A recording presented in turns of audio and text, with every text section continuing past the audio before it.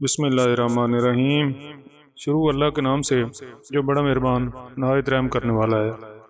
دنیا والوں پر کبھی اپنا دکھ ظاہر مت کرو، کیونکہ جہاں پہلے سے زخم ہو وہ وہاں چوٹ ضرور مارتے ہیں۔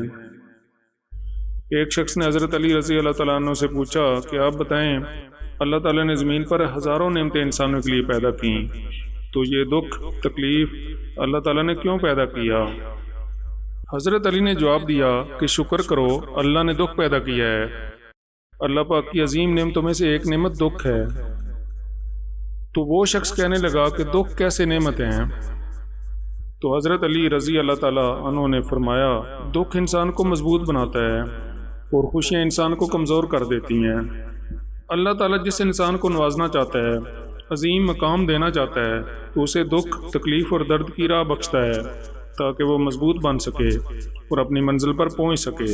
دکھ کی سختیاں چہرے سے تو رخصت ہو جاتی ہیں، لیکن انسان کے اندر داخل ہو کر اس کے گوشے گوشے کو ویران کر دیتی ہیں۔ انسان کا دکھ تو اسے سکھانے کے لیے ہوتا ہے، لیکن انسان اس دکھ کی وجہ سے روتا رہتا ہے۔ انسان دکھ اور درد کی وجہ سے کتنا بھی روتا رہے، لیکن دکھ ختم نہیں ہوگا۔ دکھ انسان کو ریت کی دیوار کی طرح ڈھانپ دیتا ہے یا چٹان کی طرح کھردرا اور سخت بنا دیتا ہے۔ زندگی اتنی دکھی نہیں کہ مرنے کو جی چاہے، بس لوگ اتنے دکھ دیتے ہیں کہ جینے کو دل نہیں کرتا۔ کوئی غم بھی مسلسل نہیں رہتا۔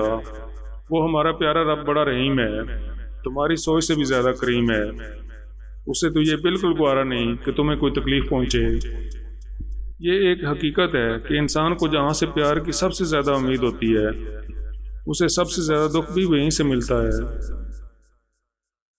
جب انسان خاموش ہو جائے اور اپنے حق کے لیے بھی نہ بولے تو سمجھ آؤ وہ اپنے اندر بہت کچھ دفن کر چکا ہے۔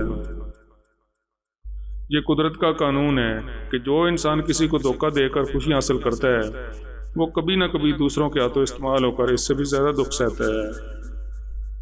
توبہ ایسا دروازہ ہے جو موت کی ہچکی تک کھلا رہتا ہے۔ دعا ایسا عمل ہے جو تقدیر کو بھی مات دے سکتا ہے۔ ضمیر ایسا ساتھی ہے جو ہمیشہ حق کی راہ دکھاتا ہے۔ ندامت اور توبہ کا ایک آنسو اس مقام تک لے جاتا ہے جہاں پہنچنے کے لیے برسوں کی محنت اور عبادت درکار ہوتی ہے۔ دنیا میں کبھی کسی اچھے انسان کو تلاش مت کرنا، خود اچھے بن جانا۔ ہو سکتا ہے آپ کے اس عمل سے کسی اور کی تلاش ختم ہو جائے۔ اللہ حافظ۔